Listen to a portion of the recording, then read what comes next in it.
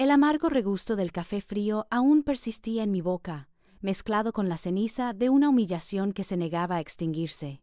No era el café que me había preparado aquella mañana cálido, aromático, lleno de la promesa de un día tranquilo en mi apartamento de la Roma, sino el sabor metálico del desprecio. Andrés, mi hijo, mi único hijo, lo había pronunciado con una frialdad capaz de helar el alma. Ahora, lárgate de mi vida, vieja. Esas 6 palabras se clavaron en mí como dagas, cada sílaba un recordatorio de que la sangre no siempre era más espesa que la ambición. Yo, Manuela Montes, había pasado décadas desentrañando las intrincadas redes del fraude financiero. Fui la mujer que se sentaba frente a los magnates corruptos y los observaba temblar, la que sabía dónde buscar el hilo suelto que desharía toda una maraña de mentiras. Mis colegas me conocían como la detective de la contabilidad, la que tenía un olfato para la traición y una memoria infalible para los detalles.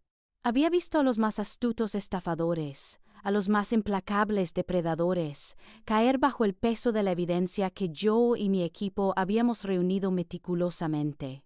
Y sin embargo, ahí estaba yo, una mujer de 72 años, humillada por mi propia carne y sangre, expulsada de la casa que había construido con el sudor de mi frente y el amor de toda una vida.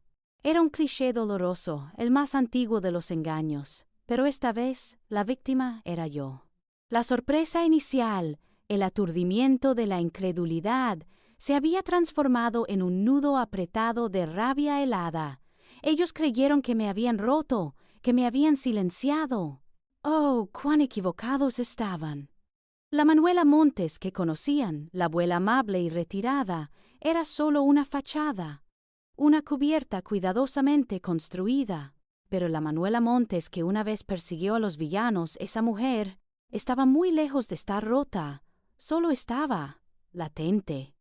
No lloraría, no les daría la satisfacción de verme derrumbada. Este no sería el final de mi historia como una anciana desamparada. Esta sería la génesis de algo diferente, algo forjado en el crisol de la traición, pero impulsado por una sed de justicia que ardía más fuerte que cualquier resentimiento personal. Mi hijo había elegido su camino. Ahora, yo elegiría el mío, y no solo por mí, por cada Manuela Montes que había sido engañada, despreciada y olvidada. Esta vez, nadie se saldría con la suya. Empezaría por Andrés. Ese hogar, ahora un eco distante de felicidad robada, era el epicentro de la vida que Andrés había intentado borrar. Mi apartamento en la colonia Roma no era solo un conjunto de 4 paredes, era un santuario, la culminación de una vida de esfuerzo y amor. Cada mueble, cada libro en el estante de caoba, cada fotografía descolorida sobre la chimenea contaba una historia, las risas compartidas, las noches de estudio, los sueños teñidos de la esperanza de un futuro mejor. El sol de la mañana se filtraba por las ventanas antiguas, pintando franjas de luz dorada sobre el suelo de madera, infundiendo al aire un calor hogareño.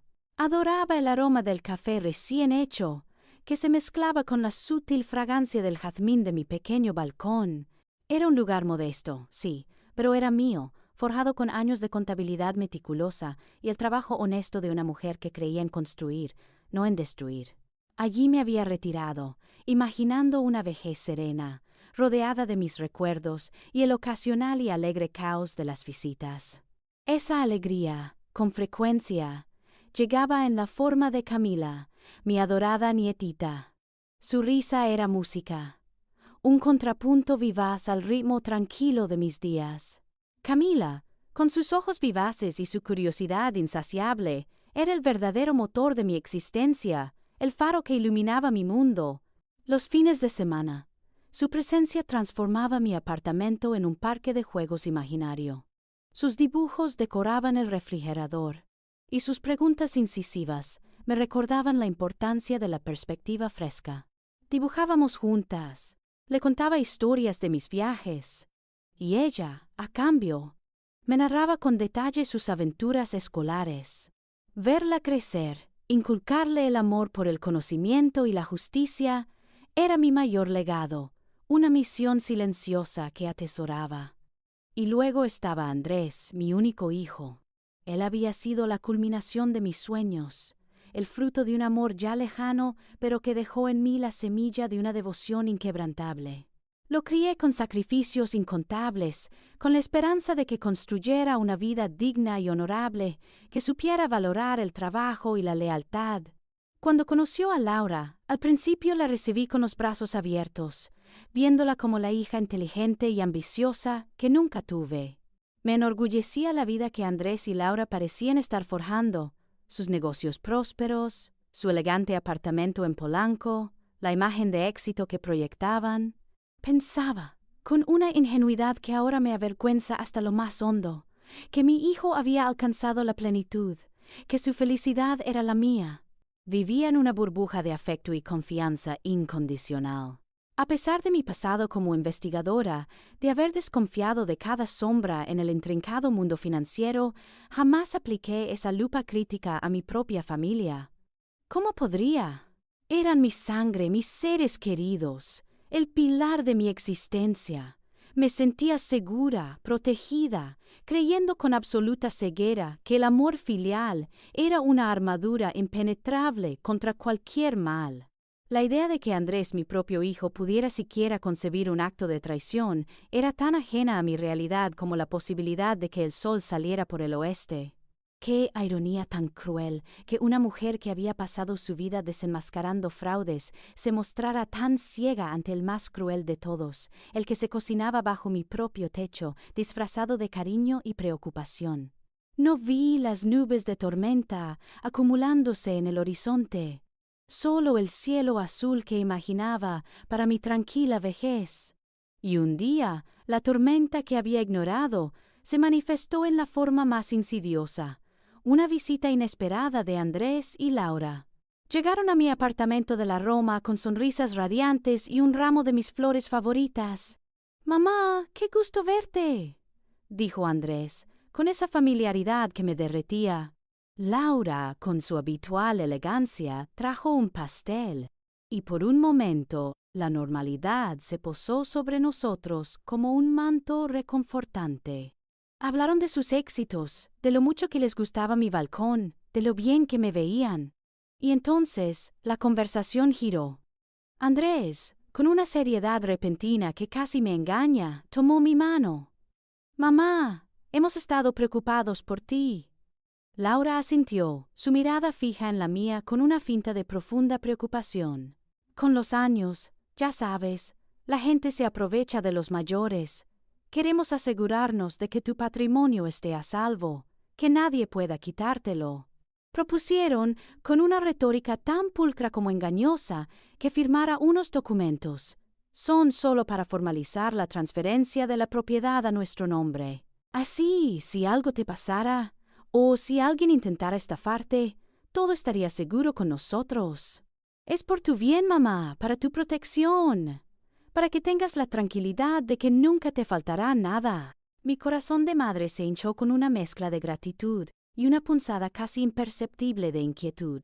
¿Protección? Yo, la que había desarmado a depredadores financieros, ¿necesitaba que mis hijos me protegieran de otros depredadores? La ironía me rozó, pero la deseché de inmediato. Eran mis hijos, me amaban. Debía confiar en ellos.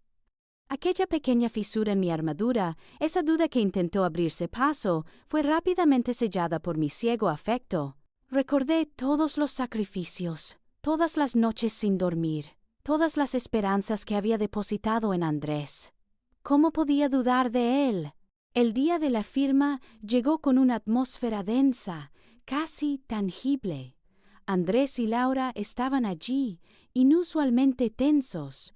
El notario, un hombre de semblante inexpresivo, desdobló los papeles sobre la mesa de mi comedor, la misma donde habíamos celebrado tantos cumpleaños.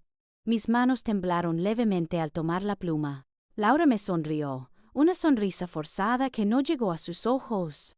«Es solo una formalidad, Manuela, solo para que estés tranquila». Andrés me dio un apretón en el hombro, un gesto que ahora recuerdo como el abrazo de una serpiente. Mis ojos recorrieron la primera página, líneas y más líneas de jerga legal inofensiva a primera vista. Mi mente, que en otras circunstancias habría diseccionado cada coma y cada cláusula, estaba nublada por una confianza irracional, por el anhelo de que el amor filial fuera la única verdad. Firmé. Con cada trazo de mi nombre sentía una extraña punzada, una premonición que mi corazón, obstinado, se negaba a escuchar. La pluma cayó con un leve tintineo sobre la mesa, y en ese instante la máscara de mi hijo se hizo pedazos. El aire se volvió frío.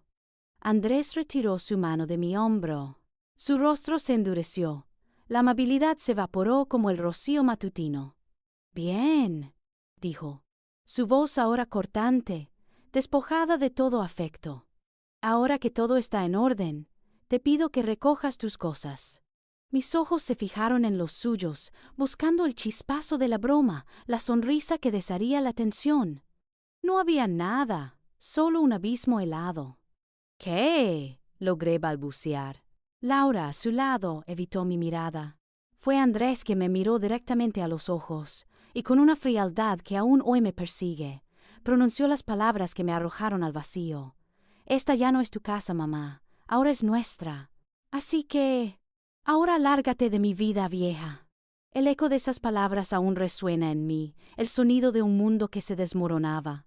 Fui expulsada de mi propio hogar, de mi propia vida, por la mano que había criado con tanto amor. El empujón final fue sutil, pero tan efectivo como una bofetada. Con solo una pequeña maleta en la mano y el eco de su crueldad taladrándome los oídos, me encontré en la acera, bajo el sol implacable de la tarde. La puerta de mi propio apartamento, ahora ajena, se cerró con un chasquido sordo, sellando no solo mi pasado, sino también mi ingenuidad. La calle, con su bullicio indiferente, se abrió ante mí como un abismo de incertidumbre. La humillación me envolvió como un sudario, tan densa que apenas podía respirar. Cada transeúnte, cada coche que pasaba, parecía una miríada de ojos juzgándome, una anciana abandonada a su suerte.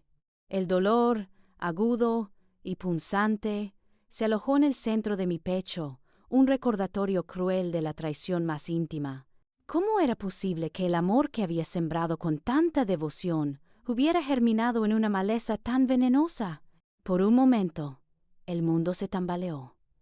Podría haberme derrumbado allí mismo, un fardo de pena y desesperación.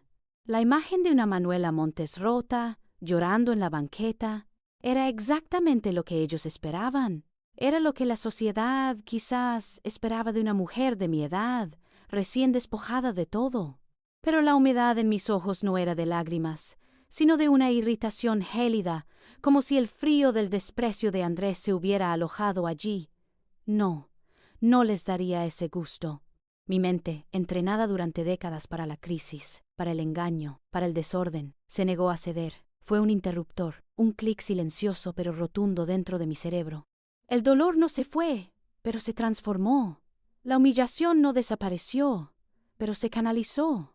Ya no era una víctima, sino una estratega, una mente que analizaba, una voluntad que planificaba. Mis años como investigadora de crímenes financieros no habían sido un pasatiempo, habían sido el corazón de mi vida profesional. Había aprendido a leer entre líneas, a desentrañar los motivos ocultos, a anticipar el siguiente movimiento del tramposo. Y Andrés, mi propio hijo, ahora no era más que otro objetivo, el más personal y doloroso de todos. Recordé la adrenalina de las investigaciones difíciles, la satisfacción de desmantelar una red de mentiras.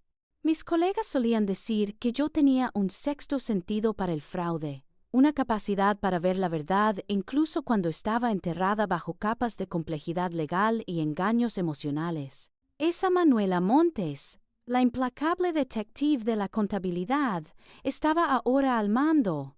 El primer paso fue tan claro como una ecuación matemática. Javier Morales, él sería mi primer punto de contacto. Javier, mi colega de confianza, el único que conocía la profundidad de mi mente analítica más allá de la fachada de la dulce abuela. Su número, grabado a fuego en mi memoria, fue el primer pensamiento lúcido. No necesité buscarlo.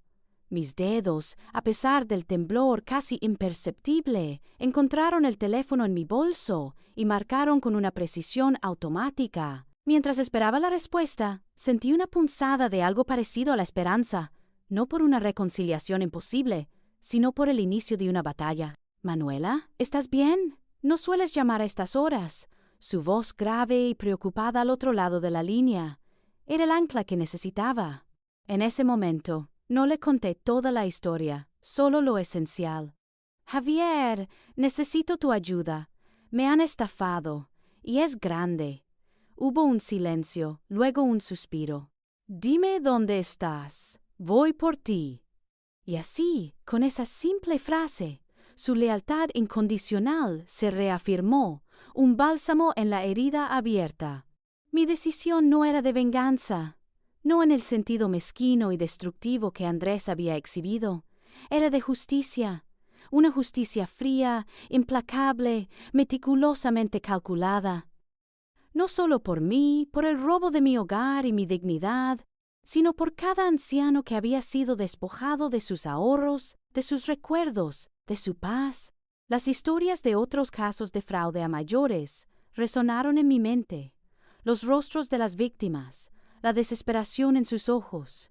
Esta no era solo mi lucha, era una cruzada. Y yo, Manuela Montes, la vieja que Andrés creyó haber silenciado, sería su abanderada.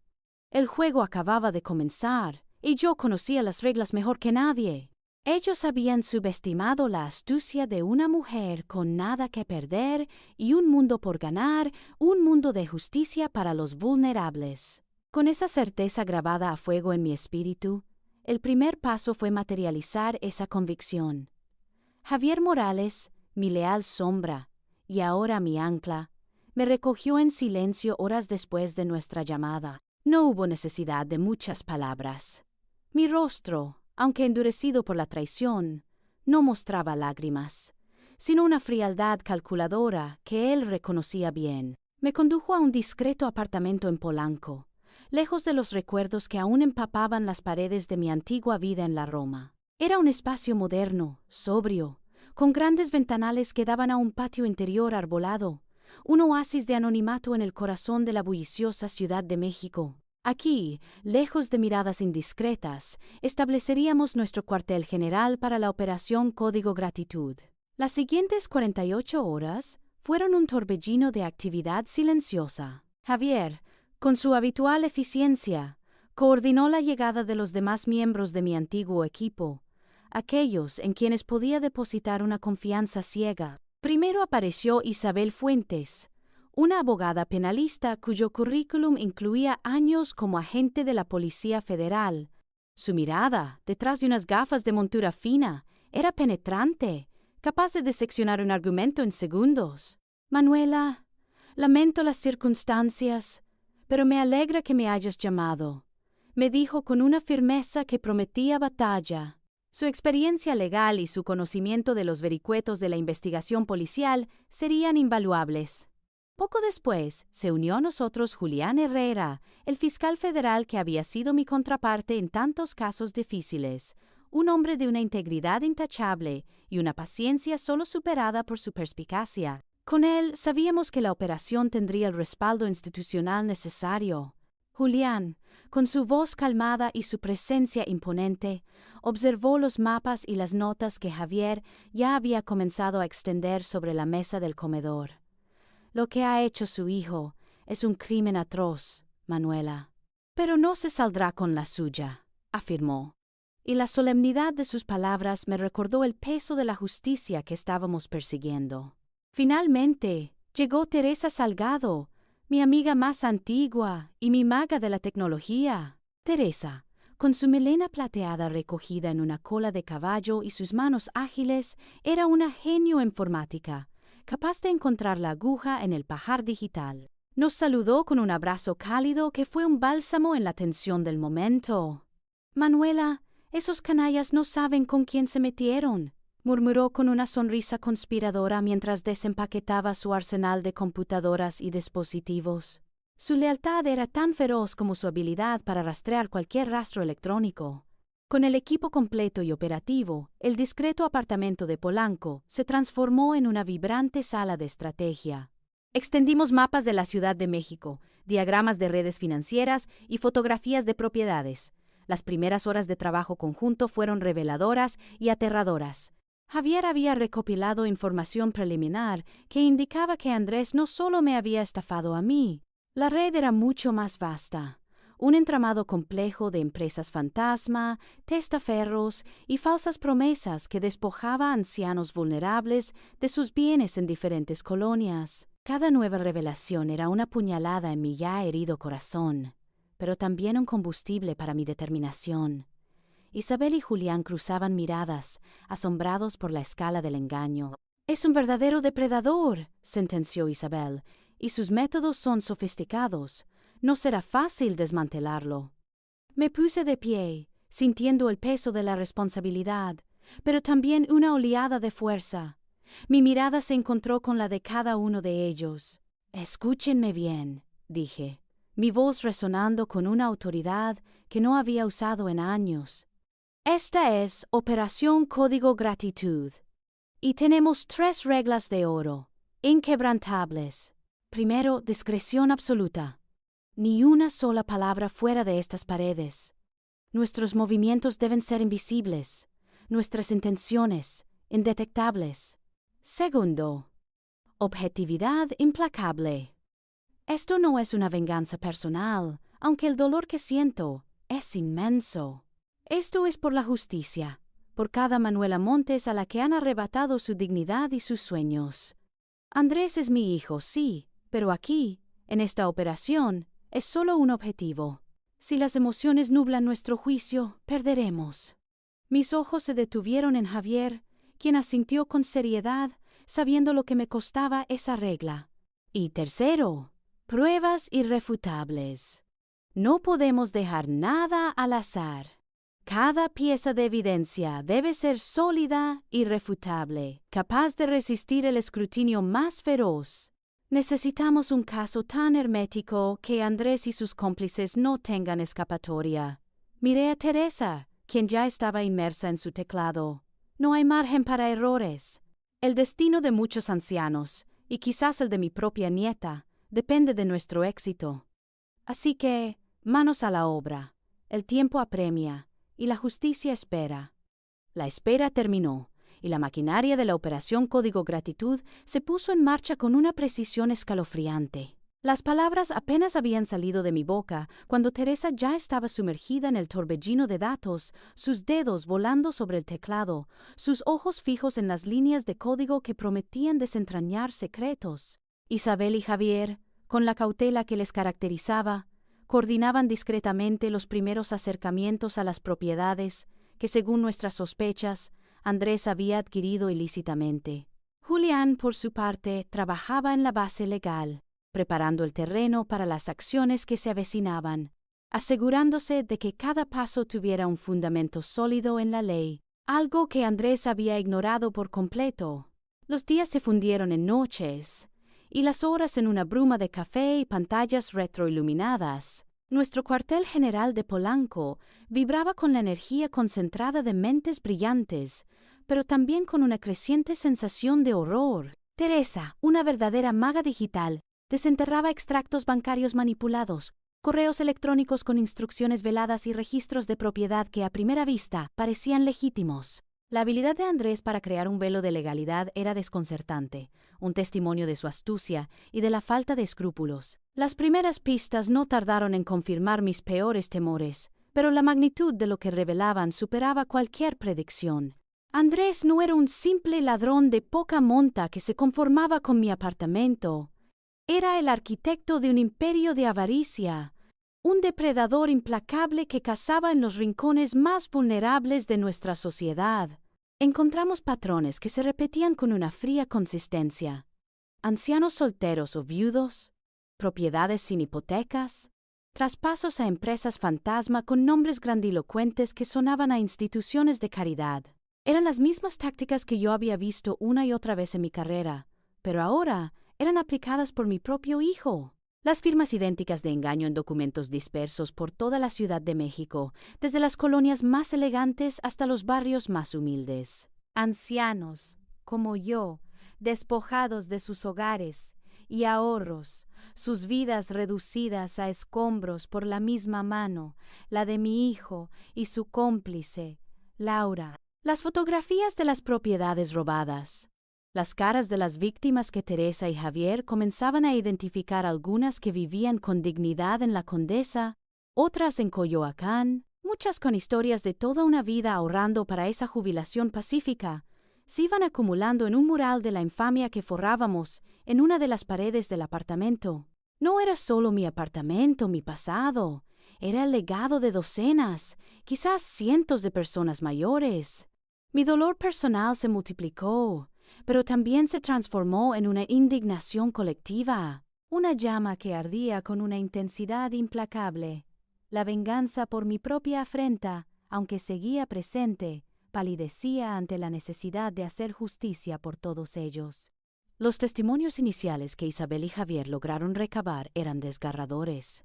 Con cámaras ocultas discretamente camufladas en botones o en gafas, o con grabadoras en los bolsillos, escucharon las voces temblorosas de hombres y mujeres que habían perdido todo. Algunos se aferraban a la negación, incapaces de creer que sus propios familiares o supuestos benefactores los hubieran traicionado.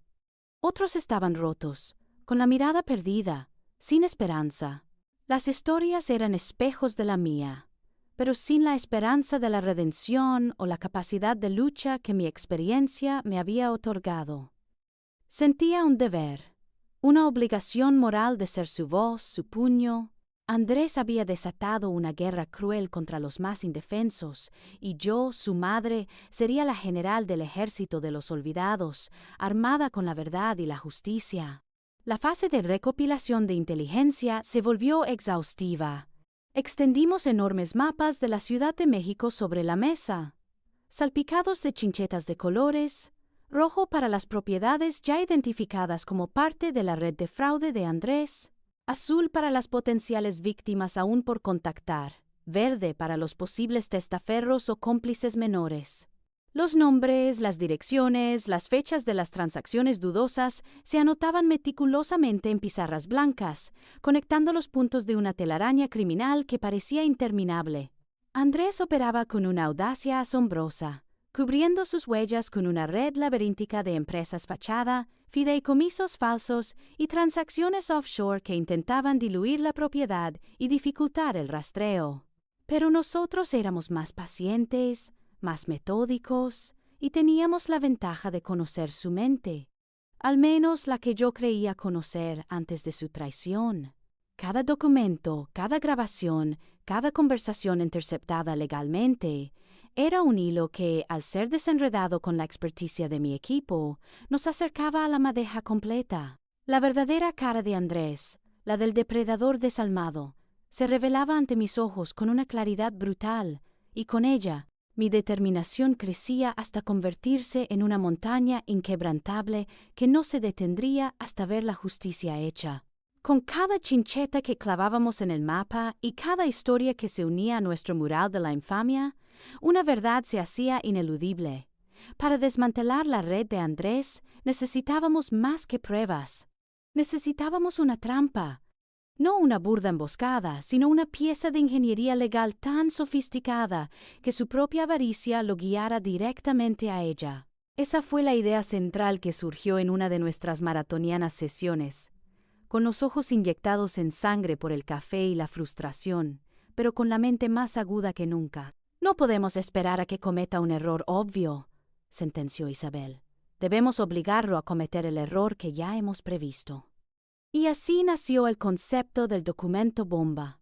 Nuestro objetivo, crear una obra maestra del engaño legal que Andrés, cegado por su ego y su percepción de superioridad, firmaría sin dudar. Sería un documento que, a simple vista, confirmaría una nueva transferencia de propiedades, una de esas reestructuraciones patrimoniales que él tanto amaba, pero que en sus entrañas albergaría su propia sentencia. Isabel y Julián, con su vasta experiencia en el derecho penal y corporativo, se encargaron de la arquitectura legal.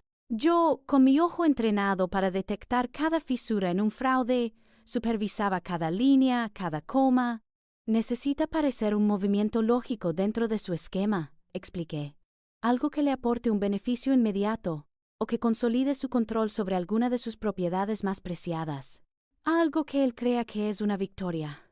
La astucia residía en la sutileza. El cuerpo principal del documento estaría lleno de jerga legal densa, cláusulas de traspaso de dominio, anexos con descripciones de propiedades que le harían creer que estaba expandiendo su imperio. Pero enterrada entre esa espesa niebla legal se encontraría la declaración que buscábamos, una confesión detallada de sus crímenes financieros, disfrazada de una cláusula de reconocimiento de deudas y obligaciones. Fue mi idea, además, incluir un pequeño pero crucial detalle personal. Dentro de las cláusulas de uso y disfrute de las propiedades supuestamente transferidas, insistí en que se incluyera una que garantizara mi derecho de usufructo vitalicio sobre una de las casas que Andrés había adquirido fraudulentamente a otro anciano. No es por mí, Manuela. No necesitas eso, me dijo Javier. Pero yo fui inflexible. Es un seguro, Javier. Una contingencia en caso de que todo lo demás falle. Y más importante, es una prueba de la astucia con la que operaba, de cómo creía que podía darme migajas de mi propia dignidad mientras se quedaba con el pastel. Era una cláusula tan bien escondida, tan enrevesada en lenguaje legal, que incluso el notario más minucioso podría pasarla por alto si no buscaba específicamente ese tipo de artimaña. Andrés, por supuesto, jamás lo haría. Teresa, nuestra hechicera digital, entró en acción para la fase técnica. Se encargaría de que el documento no solo fuera legalmente impecable en su engaño, sino también digitalmente seguro. Aseguraría que cada firma electrónica fuera rastreable, que cada cambio quedara registrado y que, en el momento oportuno, ese documento bomba pudiera ser activado para revelar su verdadero contenido a una audiencia mucho más amplia de lo que Andrés imaginaba. El papel físico sería una copia más, pero la versión digital, la que contendría el código secreto de la confesión, sería irrefutable. La discusión sobre el nombre de la operación fue breve, pero cargada de una amarga ironía. Isabel sugirió Operación Justicia Silenciosa, Julián, Operación Amanecer. Pero fui yo quien propuso Operación Código Gratitud. Hubo un silencio en la sala. «Gratitud», dije, la palabra sonando hueca y mordaz, porque Andrés y Laura esperaban mi gratitud por protegerme. Porque nos agradecieron que firmáramos, porque es la herramienta que usan para manipular a todos, es su veneno y será su antídoto. Fue una burla cruel a la confianza rota, un recordatorio constante de la máscara de benevolencia que habían usado para cometer sus crímenes. El documento final era una obra de arte diabólica. 20 páginas de lenguaje legal impoluto, con anexos que detallaban propiedades en Polanco, Condesa y Coyoacán, todo cuidadosamente entrelazado para parecer una operación de consolidación de activos de alto nivel. Andrés vería los sellos, las firmas de testigos falsos, pero legalmente impecables, y se congratularía por su nueva adquisición. Pero en el anexo F, párrafo 3, subtítulo Compromisos futuros, en una letra pequeña que solo un abogado de defensa criminal experimentado buscaría, yacía la confesión. No decía confieso mis crímenes, por supuesto, sino reconozco la recepción de fondos y la manipulación de documentos asociados a las propiedades X y con la finalidad de asegurar un control total, según lo indicado en los acuerdos previos. Para un ojo sin entrenar, parecería parte de una compleja contabilidad. Para nosotros y para Julián, era la llave de la prisión. La trampa estaba lista. Y solo necesitaba una cosa más, la firma de mi hijo. La trampa estaba lista, una sinfonía de engaño legal afinada hasta la última nota, pero la orquesta aún esperaba la señal. La tensión en el cuartel general era palpable. Un susurro constante bajo la superficie de nuestras conversaciones. Andrés, ajeno a la madeja que se tejía a su alrededor, continuaba con su vida de opulencia, sus negocios turbios prosperando en la oscuridad que nosotros estábamos decididos a iluminar.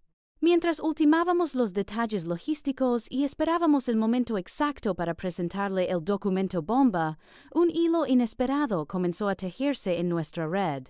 Un hilo delicado y puro que me dolía incluso al tocarlo. Camila, mi nieta, inocente de la vorágine que engullía a sus padres, se convirtió en nuestra fuente de información más sensible y a la vez la más desgarradora. Andrés y Laura, en un intento por mantener la fachada de una familia normal o quizás por alguna brizna de remordimiento, aunque lo dudo, le permitían visitarme ocasionalmente en el apartamento de Polanco. Eran encuentros cuidadosamente orquestados por Javier, a través de contactos que no levantaran sospechas. Encuentros breves y llenos de un amor que intentaba reparar el mundo roto que la rodeaba. Cada vez que Camila llegaba, con su uniforme escolar y su mochila llena de libros, mi corazón se encogía. Era el centro de mi universo, y ahora, sin saberlo, la ponía en medio de una guerra que yo misma había declarado. Las llamadas telefónicas eran mi estrategia más sutil. Bajo la excusa de ponernos al día o de contarle alguna historia, la animaba a hablar de su día, de sus clases, y sí, también de lo que veía en casa. No la interrogaba jamás. Era más un juego de pistas, donde ella, con su candidez infantil, me entregaba fragmentos de un rompecabezas que yo, con mi mente entrenada, ensamblaba con precisión quirúrgica. ¿Y papá cómo está?, le preguntaba con voz casual mientras dibujábamos. Ah, está muy ocupado, abuela. Siempre al teléfono con unos señores. Y tiene muchos papeles con dibujos de casas nuevas. Oh, mamá y papá hablan mucho de un viaje a la playa y de que pronto tendremos otra casa. Será enorme. A veces, sin querer, mencionaban nombres que Teresa ya tenía en su lista de posibles socios o testaferros. Otras, describía documentos que su padre dejaba descuidados, como los que firmas tú, abuela, pero estos tienen más garabatos. Pequeños detalles, aparentemente insignificantes, pero para nosotros eran piezas de oro. Cada fragmento de información que Camila me daba venía acompañado de una punzada, un dolor sordo y profundo. Saber que vivía en medio de esa farsa, que sus padres eran los arquitectos de tal engaño, me destrozaba. Veía la chispa en sus ojos, la inocencia en su sonrisa, y pensaba en el futuro que Andrés y Laura le estaban robando, no solo con sus crímenes, sino con el peso de su inmoralidad. ¿Cómo le explicaría todo esto? ¿Cómo la protegería del colapso inminente de su mundo? La culpa me roía, un veneno lento que amenazaba con paralizarme. Mi dulce nieta, mi esperanza, se había convertido sin querer en un informante. Y yo, su abuela, la estaba usando. Era una dualidad cruel, una contradicción que me consumía. Pero cada vez que la duda me asaltaba, me aferraba a la visión más grande. No era solo por mí, era por Camila, para que ella creciera en un mundo donde la justicia prevaleciera, donde la verdad no pudiera ser enterrada bajo montañas de mentiras, para que aprendiera que no hay impunidad y que las acciones tienen consecuencias, incluso para los padres. Exponer a Andrés no era solo un deber para las víctimas, era también un acto de amor para Camila, aunque ahora no pudiera entenderlo. Era el único camino para romper el ciclo de engaño que la rodeaba. Con cada sonrisa de Camila, mi determinación se reafirmaba. El amor por mi nieta era el ancla que me impedía desviarme, la brújula que me guiaba en esta dolorosa travesía. Haría lo que fuera necesario, soportaría el dolor que fuera, para asegurarle un futuro libre de las sombras de sus padres. La promesa que me había hecho, esa de asegurar a Camila un futuro libre de las sombras de sus padres, era mi ancla y, a la vez, el epicentro de una tormenta interna que me consumía. Había declarado que no era venganza, sino justicia, una verdad que repetía como un mantra para mantener a raya la oscuridad que amenazaba con devorarme. Pero en las noches, cuando el silencio del apartamento de Polanco era mi único confidente, los demonios del resentimiento y el dolor personal se alzaban. ¿Era realmente justicia pura lo que buscaba? ¿O una parte de mí, esa Manuela herida y humillada, clamaba por ver a Andrés caer con la misma estridencia con la que me había echado de mi casa? La imagen de Andrés, con su rostro endurecido y sus palabras frías, se repetía en mi mente.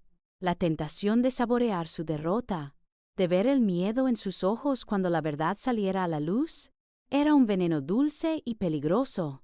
Combatía con uñas y dientes ese impulso, sabiendo que si permitía que la venganza nublara mi juicio, el plan se desmoronaría. No podía arriesgarme. Demasiadas vidas, incluida la de mi preciada Camila, dependían de mi claridad mental, de mi adhesión inquebrantable, a los hechos y a la ley. Pero el corazón de una madre es un laberinto, y en sus recovecos la traición dejaba heridas que no cicatrizarían fácilmente. Cada detalle del plan, cada paso meticuloso de la operación Código Gratitud tenía un doble filo. Sí, estábamos construyendo una fortaleza de evidencia para proteger a los vulnerables y castigar a los culpables. Pero también estábamos sentenciando a Andrés, mi hijo, y a Laura, la madre de mi nieta, a la prisión y a la deshonra pública. El peso de esa realidad se posaba sobre mí, una losa fría que me impedía conciliar el sueño. ¿Podría Camila perdonarme alguna vez por esto? ¿Entendería que mis acciones, aunque dolorosas, eran el único camino hacia una verdadera libertad, una forjada en la verdad y no en el engaño? La imagen de sus ojos vivaces, ahora potencialmente empañados por la confusión y el dolor, era mi tortura más profunda. Me preguntaba si un día me miraría con el mismo desprecio con el que Andrés me había despedido. Fue Javier quien notó la profundidad de mi conflicto. Una tarde, mientras revisábamos un nuevo hallazgo de Teresa, se sentó frente a mí, su mirada sabia y compasiva. «Manuela», dijo suavemente, «no tienes que llevar esta carga sola. Lo que haces es extraordinario y es por el bien de muchos». Teresa, siempre atenta, agregó, «Sí, esos ancianos a los que Andrés les ha quitado todo, ellos no tienen tu fuerza. Tú eres su voz, su escudo. No es venganza, es justicia para todos ellos». Sus palabras, aunque ya las conocía, eran un bálsamo. Me recordaron el propósito mayor, la razón por la que había desenterrado a la detective de la contabilidad de su retiro. No era solo por mi apartamento, mi dolor. Era por don Ernesto, a quien habían despojado de su pensión. Por doña Zulema, cuya casa en Coyoacán se había convertido en otra pieza del rompecabezas de Andrés. Sus rostros, sus historias, eran el contrapeso a mi dolor personal. En esos momentos de duda, cuando el velo de mi fortaleza amenazaba con rasgarse, mi mente viajaba al pasado, a otra mujer de acero que había conocido, mi madre. Ella no fue una investigadora de fraudes, sino una costurera que sacó adelante a su familia con la aguja y la determinación. Recuerdo una vez, cuando era niña, que su máquina de coser se estropeó justo antes de entregar un pedido urgente. Mis hermanos y yo esperábamos verla llorar, rendirse. En cambio, con las manos manchadas de grasa, la desarmó pieza por pieza, la reparó ella misma con una tenacidad feroz y al final entregó el pedido a tiempo. «Manuela», me dijo aquella noche, «los problemas no son para rendirse, son para resolverlos. Y el hilo siempre se encuentra, aunque la madeja parezca imposible de desenredar». Su voz resonaba en mí, un eco de resiliencia que me impulsaba a seguir adelante.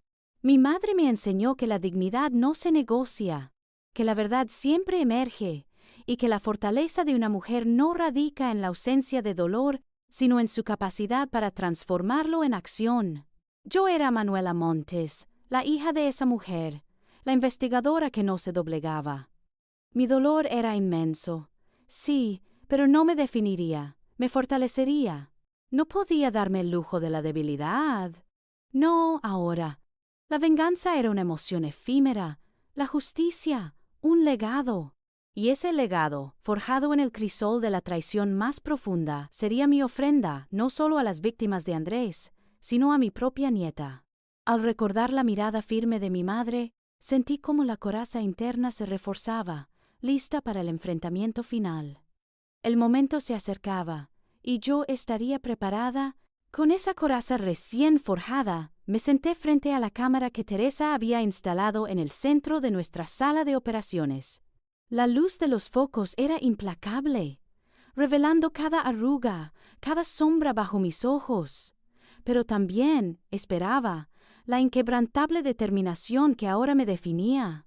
Este no era un simple mensaje, era mi voz, la voz de los silenciados, que finalmente resonaría en los salones de la opulencia y el engaño. Teresa hizo una señal con el pulgar. «Cuando quieras, Manuela», dijo, su rostro reflejando una mezcla de expectación y respeto. Respiré hondo el aire de la habitación. Cargado de tensión y olor a café frío, llenó mis pulmones. Mi mirada se clavó directamente en el lente, como si pudiera ver a Andrés a través de él. «Buenas noches, Andrés». Comencé, mi voz firme, sin titubeos, despojada de cualquier emoción que pudiera delatar el torbellino en mi interior. O quizás debería decir, «Buenas noches a todos», a los invitados distinguidos que se encuentran celebrando el cumpleaños de mi hijo, y a los cómplices que, con su silencio o su participación, han sido parte de un engaño cruel. Las palabras salían con una precisión helada, cada sílaba un martillo golpeando la fragilidad de su mundo de mentiras. Expliqué la verdad, con la calma de quien recita una fórmula matemática. Desgrané los detalles del código gratitud, el documento que Andrés había firmado creyendo consolidar su fortuna, pero que en realidad era su confesión. Cada cláusula, cada anexo que usted consideró una victoria, señor, es ahora la evidencia irrefutable de sus crímenes contra los ancianos de esta ciudad. Y sí, contra mí, su madre, a quien creyó despojar sin remordimiento. No había súplicas ni reproches, solo la fría enunciación de los hechos, acompañada de las pruebas digitales que Teresa había incrustado hábilmente en el vídeo. Fragmentos de contratos, extractos bancarios y sí, hasta algunas grabaciones de Andrés alardeando de sus negocios. Concluí con un mensaje directo a las víctimas. No están solos, y la justicia, aunque lenta, siempre llega. Era un desafío, una declaración de guerra, una sentencia. Cuando terminé, el silencio en la habitación fue absoluto, denso. Teresa apagó la cámara y me miró, una lágrima solitaria recorriendo su mejilla. «Impecable, Manuela», susurró. «Les va a helar la sangre». Las horas siguientes fueron una coreografía milimétrica. Javier, con mapas detallados del salón de eventos, coordinaba los puntos de entrada para los agentes federales, asegurándose de que la irrupción fuera rápida y sin incidentes. Isabel revisaba por última vez las órdenes de arresto y las autorizaciones judiciales, cada palabra pesada con el poder de la ley. Julián estaba en constante comunicación con sus equipos, los nervios tensos, pero la determinación inquebrantable. «El despliegue será en el momento exacto», afirmó, su voz grave como una promesa. Teresa era la maestra de orquestación técnica. Minúsculas cámaras ocultas, camufladas en objetos decorativos o incluso en la solapa de un camarero que colaboraba sin saberlo, ya estaban posicionadas en puntos estratégicos del salón, transmitiendo en tiempo real a nuestras pantallas. Micrófonos de alta sensibilidad se encargaban de que ninguna palabra, ningún grito, pasara desapercibido. La sincronización era clave. El momento en que Andrés se prepararía para dar su discurso de agradecimiento, la proyección simultánea del video en todas las pantallas del salón, el corte de la música, la irrupción de los federales. Cada segundo estaba calculado. El cuartel general era un nido de hilos, pantallas parpadeantes y susurros de órdenes. Una tormenta contenida, lista para estallar. El tic-tac de un reloj en la esquina parecía amplificarse, midiendo los últimos instantes de la calma antes del caos. Mientras mi equipo se sumergía en los últimos ajustes, me retiré a mi pequeña habitación. La imagen de Andrés, el hijo que había amado y que ahora debía derribar, se cernía sobre mí. No era el Andrés de mi infancia, el niño risueño que corría por el parque. Era el depredador que se había forjado con mi propia carne. Mi corazón, que había sentido el puñal de su traición, ahora se preparaba para asestar el golpe definitivo. No había alegría en esto, solo una profunda, agotadora necesidad de rectitud. Recordé las palabras de mi madre sobre la dignidad, sobre encontrar el hilo. Y yo había encontrado el hilo de Andrés, un hilo que lo ataría a la verdad y a sus consecuencias. Había cruzado el umbral del dolor personal hacia el deber. Ya no era una madre traicionada. Era una investigadora que completaba su caso más difícil, y su hijo era el culpable. El tiempo de la compasión había terminado. El momento de la justicia había llegado. El aire en la colonia Condesa esa noche era diferente, pesado con el perfume de la opulencia y el eco distante de la música de jazz. El Salón Virreyes, donde Andrés había decidido celebrar su 40º cumpleaños, era un monumento al exceso. Techos altos adornados con candelabros de cristal que derramaban una luz ámbar, sobre mesas cubiertas con sedas brocadas, arreglos florales que parecían esculturas y bandejas de canapés gourmet que eran pequeñas obras de arte culinario. No era mi mundo, nunca lo había sido, ni siquiera cuando aún habitaba la inocencia de mi hogar en la Roma. Pero ahora me encontraba aquí, no como invitada, sino como un fantasma que observaba desde la periferia, una figura invisible en el fondo de un jardín contiguo, gracias a la astucia de Teresa y a las pantallas ocultas que retransmitían la escena en tiempo real a nuestros discretos monitores. En el centro de ese universo brillante, Andrés se movía como un monarca, su traje de diseño impecable, su sonrisa amplia y falsa, una máscara perfectamente ajustada de éxito y benevolencia. Laura, a su lado, resplandecía con un vestido de seda escarlata que gritaba riqueza, sus joyas destellando bajo las luces. Sus miradas, cuando se cruzaban, estaban llenas de una complicidad arrogante, como si compartieran un secreto divertido a expensas del mundo. Reconocía varios de los rostros entre la multitud. Algunos testaferros menores que Javier había identificado, socios de sus negocios turbios, y un par de funcionarios que, según los expedientes de Julián, habían mirado hacia otro lado demasiadas veces. Charlaban, reían, brindaban con copas de champaña burbujeante, completamente ajenos a la espada de Damocles, que pendía sobre sus cabezas. Su despreocupación, su total convicción de impunidad, era casi tan dolorosa como la traición misma.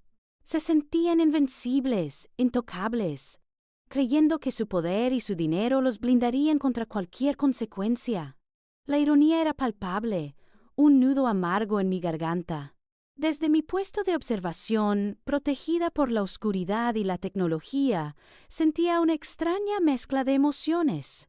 Una parte de mí, la madre anciana y herida, se retorcía al ver a mi hijo en el apogeo de su arrogancia, sabiendo que en cuestión de minutos todo se desmoronaría. Había sido el niño que cargué en mis brazos, el que me llenaba de dibujos y promesas inocentes.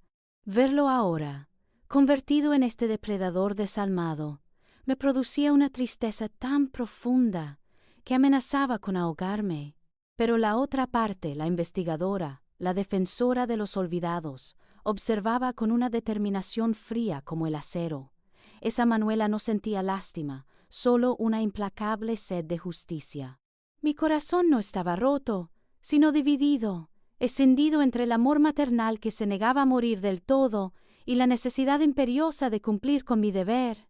No había vuelta atrás. La justicia, esa dama ciega, ahora había abierto los ojos y exigía su debido curso.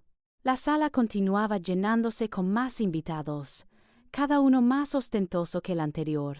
Políticos de medio pelo, empresarios con fama dudosa, figuras de la alta sociedad que intercambiaban sonrisas vacías y apretones de manos falsos. El nivel del ruido subía, la música se intensificaba, y los camareros se movían con rapidez, atendiendo cada capricho. Era una orquesta de engaño y superficialidad, una burbuja dorada a punto de estallar. Podía sentir la expectación creciendo en el salón, la atmósfera cargada con la promesa de los discursos y los brindis. Andrés, con una copa en la mano, se dirigió al pequeño estrado, Laura a su lado, sus rostros irradiando una confianza absoluta. Él levantó la mano, pidiendo silencio, preparado para saborear su momento de gloria.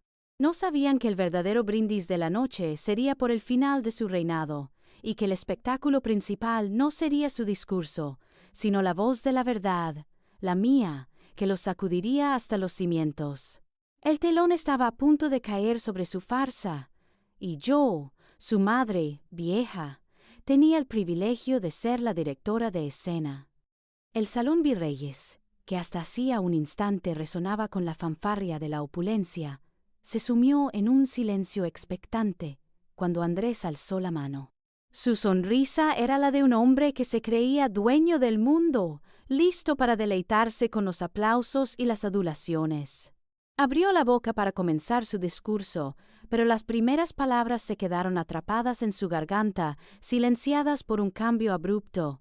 De repente, la música vibrante se desvaneció, y las gigantescas pantallas que adornaban las paredes del salón, que antes mostraban imágenes abstractas y elegantes, parpadearon al unísono. En todas ellas, mi rostro apareció, sereno y enmarcado por la luz fría de la grabación, mientras mi voz, amplificada con una claridad escalofriante, resonaba por todo el espacio, apagando cualquier otro sonido. Buenas noches, Andrés. Comencé, mi voz inconfundible, proyectada con una calma que desmentía la furia que había sentido. La sorpresa fue un murmullo colectivo, un siseo de confusión que se extendió por el salón.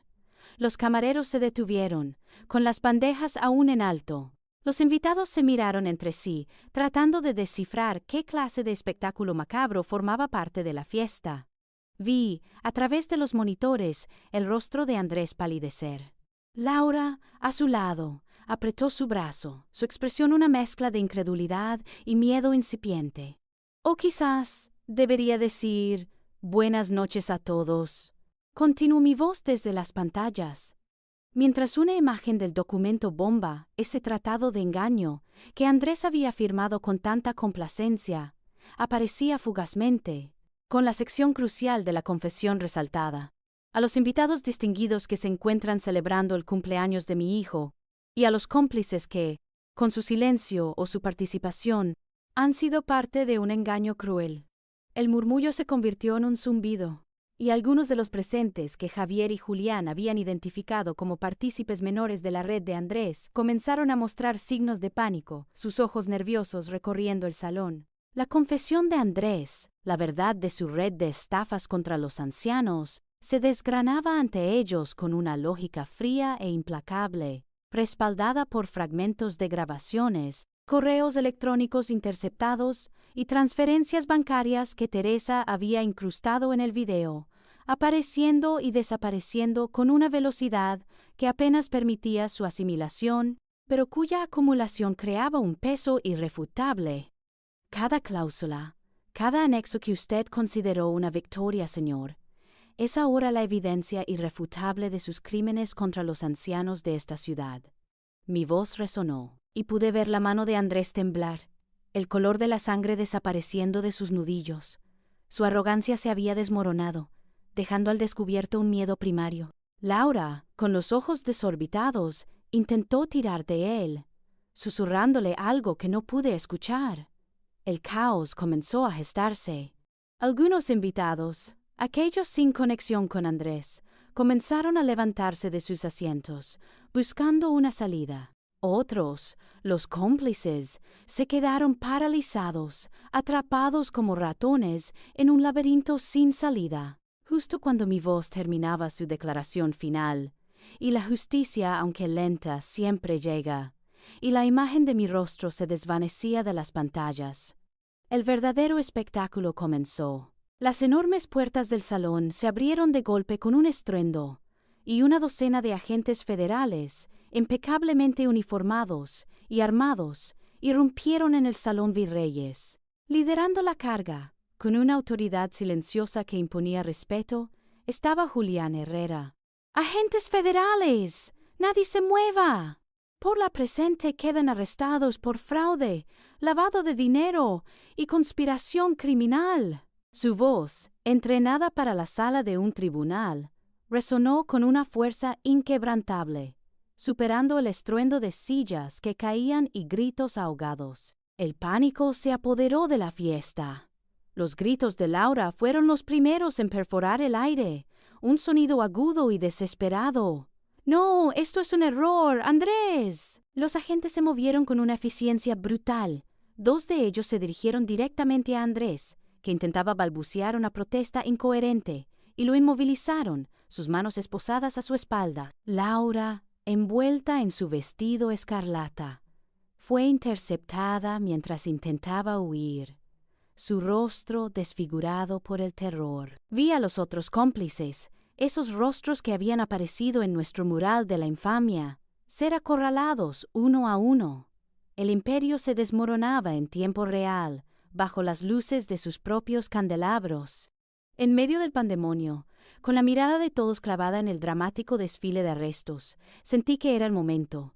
El aire se abrió ante mí, y avancé desde la oscuridad del jardín, hacia el torbellino de la luz y el caos.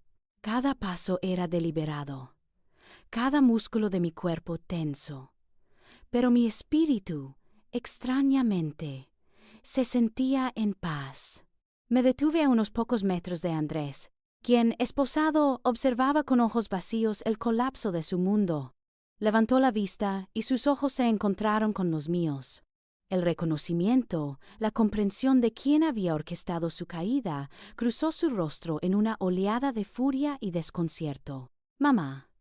Su voz era un hilo, apenas un susurro, pero en él pude escuchar el residuo de la traición y una punzada de incredulidad.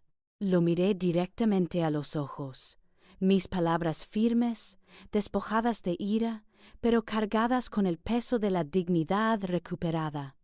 «No, Andrés, no soy tu mamá ahora, soy Manuela Montes, la misma Manuela a la que creíste que podías despojar, humillar y silenciar». La voz se me hizo un poco más fuerte, resonando en el silencio relativo que había caído sobre el centro de la sala, con los agentes controlando la situación.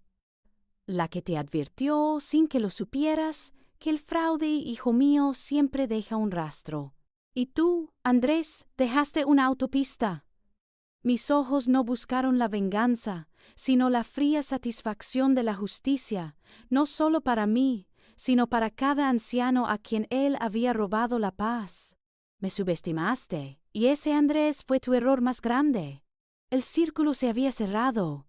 El depredador había caído en su propia trampa, y la vieja que había echado de su vida era quien ahora lo confrontaba con la verdad irrefutable de su propia ignominia. La furia en sus ojos fue el último vestigio de su imperio desmoronado que presencié, porque en ese preciso instante algo más urgente y vital acaparó mi atención. Un pequeño grito ahogado, una figura menuda que se abría paso entre el torbellino de uniformes y flashes, me arrancó de la confrontación. Era Camila. Su uniforme escolar, impoluto solo unas horas antes, ahora parecía ajado, y sus ojos, generalmente llenos de una curiosidad vivaz, estaban anegados en lágrimas, una tormenta de confusión y terror. Se lanzó hacia mí con una desesperación que me encogió el alma, sus pequeños brazos rodeando mi cintura con una fuerza insospechada. En ese momento, la implacable Manuela Montes, la detective de contabilidad, se disolvió. Solo quedó la abuela, con su corazón desgarrado por el dolor de su nieta. La abracé con una intensidad feroz, sintiendo sus pequeños hombros temblar contra mí. El ruido del salón, los gritos de Laura que seguían resonando mientras era llevada, el tintineo de las esposas, todo se desdibujó ante la pura e inocente angustia de Camila. Acaricié su cabello, susurrándole palabras de consuelo que no eran de justicia ni de venganza, sino de amor incondicional. «Aquí estoy, mi amor. La abuela está aquí».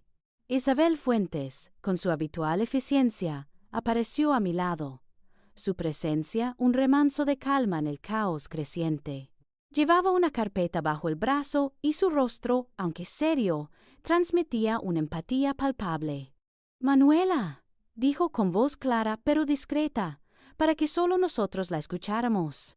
«Ya tenemos la orden de custodia temporal. Debemos sacarla de aquí de inmediato, antes de que los medios de comunicación se abalancen».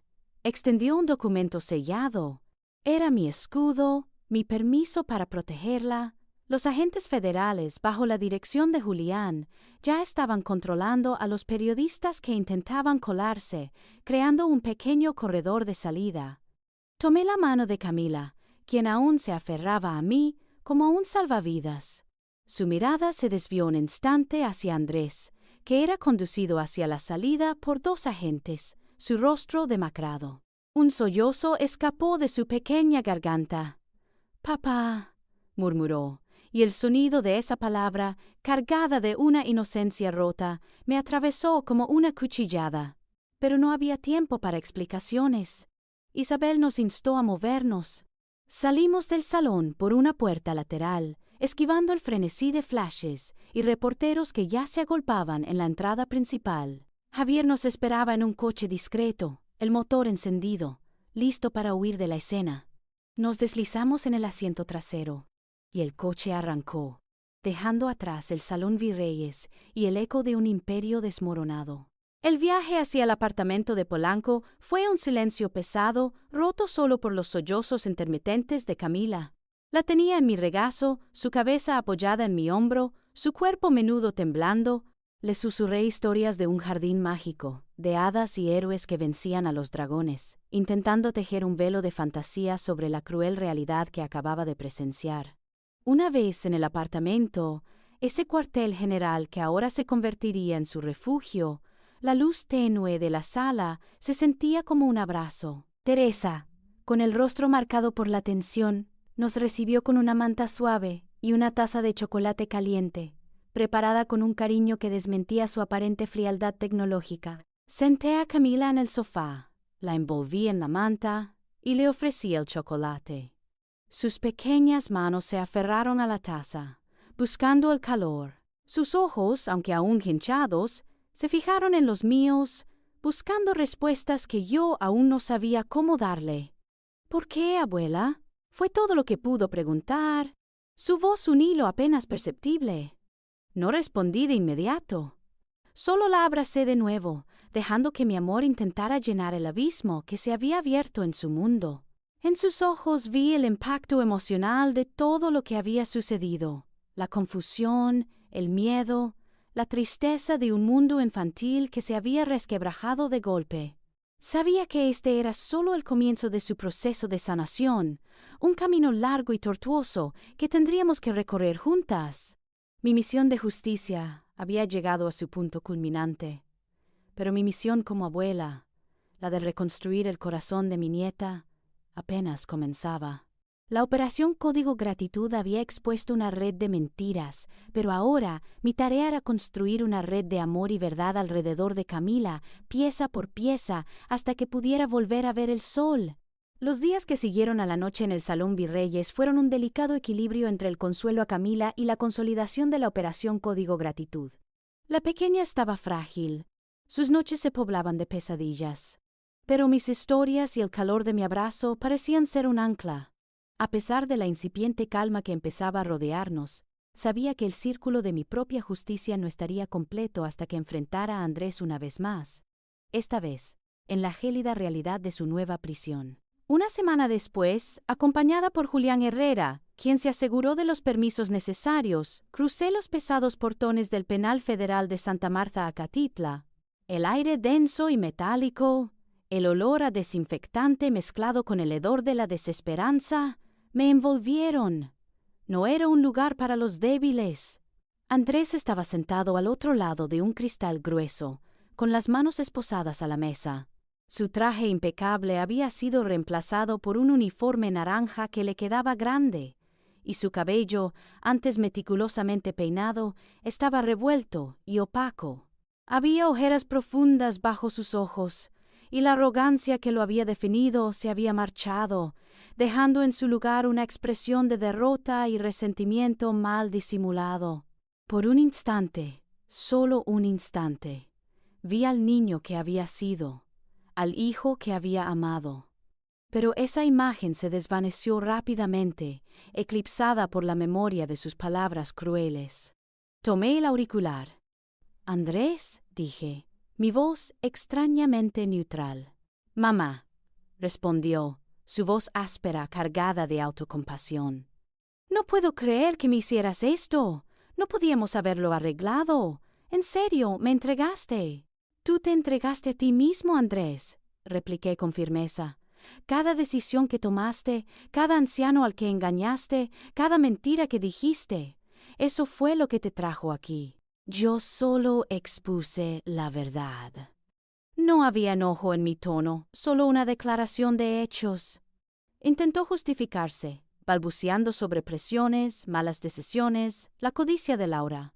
Era un arrepentimiento superficial, egoísta, centrado en su propia pérdida y no en el daño que había infligido. Y Camila preguntó con un atisbo de preocupación que me pareció manufacturado. «Ella, ¿está bien? ¿Ya sabe?» «Camila está conmigo», le aseguré. Mi voz se endureció imperceptiblemente. «Y está a salvo. Le tomará tiempo, pero sanará. A diferencia de lo que te ha pasado a ti, ella tiene la oportunidad de construir una vida basada en la honestidad, no en el engaño». Lo observé, el hijo que había perdido no por la muerte, sino por la podredumbre de su propia alma. Una punzada de dolor se abrió camino en mi pecho. No era odio lo que sentía, sino una profunda tristeza por el camino que había elegido. «Esto no es por venganza, Andrés», le dije, y esta vez mis palabras fueron más para mí que para él. «Es por justicia, por cada persona a la que le robaste la dignidad, la paz y el hogar. Y es también por ti, para que finalmente enfrentes las consecuencias de tus actos. No le di la satisfacción de verme sufrir. Me levanté, dejando el auricular sobre la mesa con un ruido sordo. El círculo se había cerrado». Mientras el caso de Andrés y Laura avanzaba, el tsunami de la noticia no tardó en llegar a los medios de comunicación. La historia de Manuela Montes, la abuela detective que había desmantelado la red de fraude de su propio hijo, se propagó como pólvora. Mi nombre, antes sinónimo de una jubilación tranquila, ahora resonaba en los titulares, en los noticieros de la noche y en las conversaciones de café. De repente, ya no era solo una víctima. Era un símbolo, una voz. Mujeres y hombres mayores, inspirados por mi historia, comenzaron a acercarse a Javier, Isabel y Julián, relatando sus propias experiencias de abuso y engaño. El Instituto Memoria Viva, que hasta ese momento solo era un plan, se materializaba con una urgencia palpable. En medio de todo esto, Camila seguía siendo mi prioridad. Los primeros días fueron los más difíciles. Un torbellino de emociones reprimidas. Pero con cada amanecer, con cada dibujo compartido y cada historia de valentía que le contaba, una nueva determinación comenzaba a gestarse en sus pequeños ojos. Observaba cómo mi equipo trabajaba, cómo Isabel explicaba las complejidades de la ley con una pasión contagiosa, cómo la justicia, lenta pero segura, parecía abrirse paso. Un día, mientras estábamos sentadas en el balcón del apartamento de Polanco, el sol de la tarde pintando el cielo de naranja y púrpura, me miró con una seriedad que me sorprendió. «Abuela», dijo, su voz pequeña pero firme, «no quiero esconderme. No quiero que esto me gane». Tomó mi mano, sus pequeños dedos entrelazándose con los míos. «Quiero ser como la abuela y como la tía Isabel. Quiero estudiar Derecho para ayudar a las personas a las que les hacen cosas malas, como a ti». Mi corazón se hinchó con una emoción que no cabía en palabras. Las lágrimas que había contenido durante tanto tiempo finalmente brotaron. No eran de tristeza, sino de un orgullo y una esperanza abrumadores. Camila, mi pequeña y resiliente Camila, no huía. Elegía enfrentar el futuro, armada con el deseo de hacer el bien. Esa niña, marcada por la traición, había encontrado su propósito en la justicia. Y en ese instante, su elección me confirmó que, a pesar de todo el dolor, mi lucha no había sido en vano.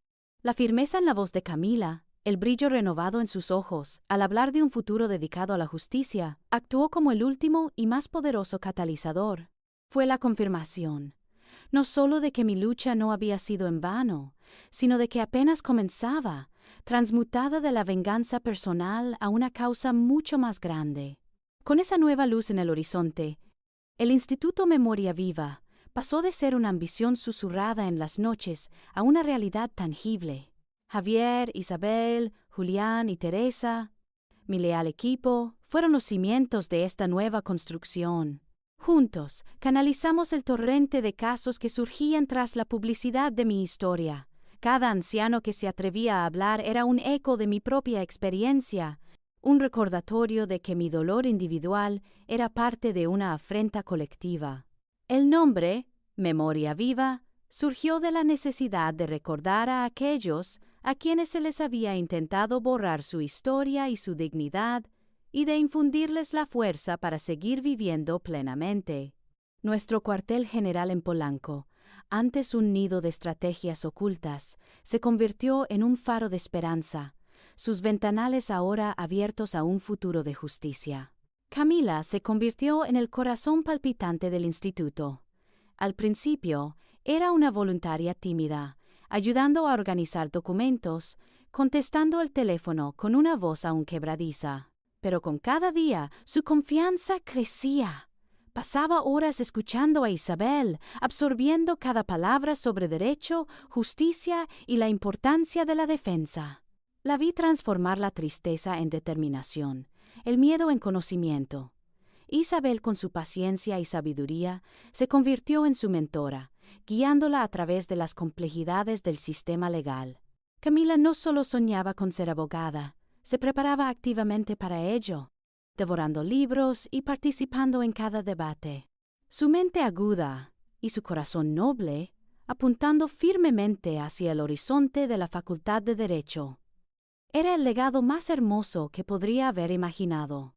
En medio del frenesí de trabajo y la reconstrucción de una nueva vida, una conexión más profunda y silenciosa floreció entre Javier y yo. Él había sido mi roca, mi confidente, el único testigo de mis momentos de mayor vulnerabilidad y mi resurgimiento. Las cenas tranquilas en mi apartamento, después de largas jornadas en el instituto, se convirtieron en un ritual. No eran noches de grandes declaraciones, sino de comprensión mutua, de silencios cómodos que hablaban de una complicidad forjada en la batalla. Compartíamos la fatiga, la alegría de cada pequeña victoria y la melancolía de un pasado que no podíamos borrar. Era un amor diferente, maduro, arraigado en el respeto y el apoyo incondicional, una compañía que llenaba los huecos que ni siquiera sabía que tenía. Javier no solo era un colega, era mi compañero de camino, un refugio en la tormenta y en la calma.